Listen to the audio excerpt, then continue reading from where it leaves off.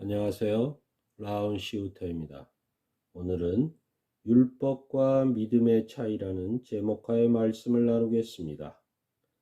신약에서 율법과 믿음의 다름을 보여주는 사례는 갈라디아서 2장 12절에서 14절, 야고보에게서 온 어떤 이들이 이르기 전에 게바가 이방인과 함께 먹다가 그들이 오매 그가 할례자들을 두려워하여 떠나 물러가매 남은 유대인들도 그와 같이 외식함으로 바나바도 그들의 외식에 유혹되었느니라.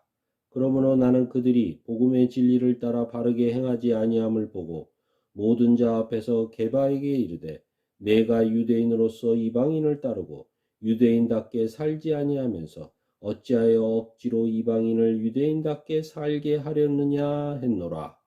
에 나타납니다. 이 장면은 안디옥에서 야고보의 제자들이 오기 전 먼저 도착한 베드로 게바가 그곳에 이방인들과 외식하고 있었습니다. 외식은 영어 성경에서는 디셈블로, 숨기다, 가식적으로 꾸미다의 뜻인데 여기서는 두 가지의 의미로 사용되었습니다. 첫째, 이방인들이 먹는 것은 부정한 음식으로 그들의 잘못된 것을 함께 공유하는 것은 하나님의 뜻에 위반되는 것입니다. 둘째, 이방인에게 전도하기 위해 그들과 지내는 것은 좋으나 율법적 유대인이 오자 그들에게 비난받지 않기 위해 숨는 것은 믿음의 행동이 아닙니다. 우리도 전도할 때 비신자와 친해지기 위해 술을 마신다면 몸을 컨트롤할 수 없게 되거나 그곳에서 성도를 우연히 만났을 때 들키지 않기 위해 자리를 피할 수도 있습니다. 게바가 어떤 이유로 그 자리에 있었고 그 자리를 피하게 됐는지 정확히 알 수는 없지만 게바의 행동은 할례자와 이방인을 차별 내지 구별한 행동이기에 바울은 믿음의 사도가 자신의 행동을 숨기거나 다르게 꾸민다면 진실되지 못하고 거짓을 행하는 것이니 그것이 율법을 지키고자 함이라도 옳지 못하다고 지적하는 것입니다. 율법만을 고한다면 돼지고기는 먹을 수 없고 은행 이자도 받아서는 안 되며 형이 자손 없이 타계했을 때 형수방에 들어가야 하고 일부 다처제를 행해도 됩니다. 결국 우리가 하나님의 방법으로 비신자를 전도해야지 율법적 방법만으로 그들을 인도하거나 교제하면 결국 죄를 짓고 악을 행하게 되는 것입니다. 따라서 성과 악의 균형점에서 믿는 자의 정체성을 지키며 악을 선으로 인도해야 할 것입니다. 16장 19절 사람이 의롭게 되는 것은 율법의 행위로 말미암음이 아니요 오직 예수 그리스도를 믿음으로 말미암는 줄을 알므로 우리도 그리스도 예수를 믿나니 이는 우리가 율법의 행위로서가 아니고 그리스도를 믿음으로써 의롭다 함을 얻으려 함이라. 율법의 행위로서는 의롭다 함을 얻을 육체가 없느니라. 내가 율법으로 말미암아 율법에 대하여 죽었나니 이는 하나님에 대하여 살려 함이라. 의 말씀은 이방인과 식사하거나 교제하는 것은 율법을 지키지 않는 것이니 그들과 벽을 쌓고 우리만의 성에서 홀로 선하게 사는 것은 독선이거나 지나친 선민의식에 사로잡혀 있는 것을 안다면 그리스도를 믿음으로써 의롭게 되어야 하고 주님을 모르고 사는 불쌍한 이웃을 위해서 잘못된 율법을 버리는 것이 하나님의 뜻대로 살 수 있는 길임을 지적하고 있습니다.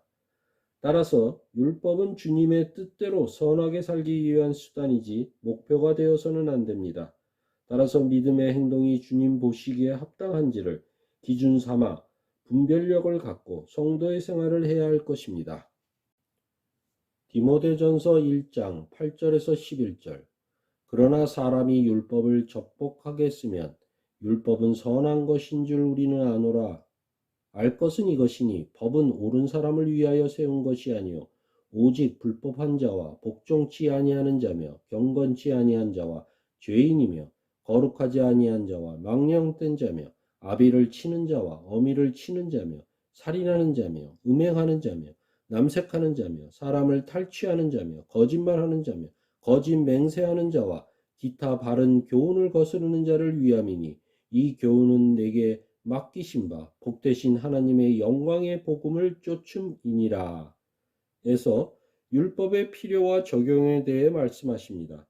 믿는 사람들 중에 율법이 우리를 구속하고 쓸데없는 것을 지키는 것으로 생각하는 분들도 있는 듯하나 율법은 법이 필요한 자, 즉 죄인을 위함이고 올바르게 사용하면 모든 이들을 선한 길로 인도하는 수단이 되는 것입니다. 법 없이도 사는 세상을 만들어야 한다고 하지만 성과 악이 공존하는 한 율법은 믿는 자나 안 믿는 자에게나 평안을 얻고 화평한 세상을 살려면 똑같이 필요한 도구인 것입니다. 마태복음 5장 17절 18절에서 예수께서는 분명히 율법에 대해 이렇게 말씀하십니다. 내가 율법이나 선지자나 폐허라온 줄로 생각지 말라. 폐허라온 것이 아니요 완전케 하려 함이로라. 진실로 너희에게 이르노니 천지가 없어지기 전에는 율법의 1.1핵이라도 반드시 없어지지 아니하고 다 이루리라. 즉 율법을 없애는 것이 아니라 완성시키려 오셨고 세상이 존재하는 한 율법은 계속 존재하는 것이라는 뜻일 것입니다. 로마서 10장 4절에서 5절 그리스도는 모든 믿는 자에게 의를 이루기 위하여 율법의 마침이 되시느니라. 모세가 기록하되 율법으로 말미암는 의를 행하는 사람은 그 의로 살리라 했거니와 에서 더욱 중요한 것은 율법을 말로만 머리로만 하는 것이 아니라 실행해야만 의롭게 살고 선한 길로 가는 것입니다. 그러나 잘못된 율법은 고쳐져야 하며 구별하는 지혜를 갖고 행하는 것이 율법의 완성을 위한 과정일 것입니다.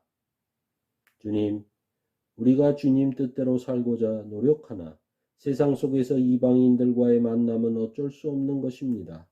그것을 무조건 피하기보다는 그들을 주님께로 인도하기 위해 주님의 지혜를 허락하시고 주님의 방법으로 순간순간 행동하게 인도하시며 믿음이 의심을 버리게 하고 원망을 소망으로 절망을 희망으로 바꾸는 힘이 있음을 깨달아 죽음도 불사하는 믿음으로 천국 소망을 갖고 영생의 삶을 살아가도록 인도하여 주소서.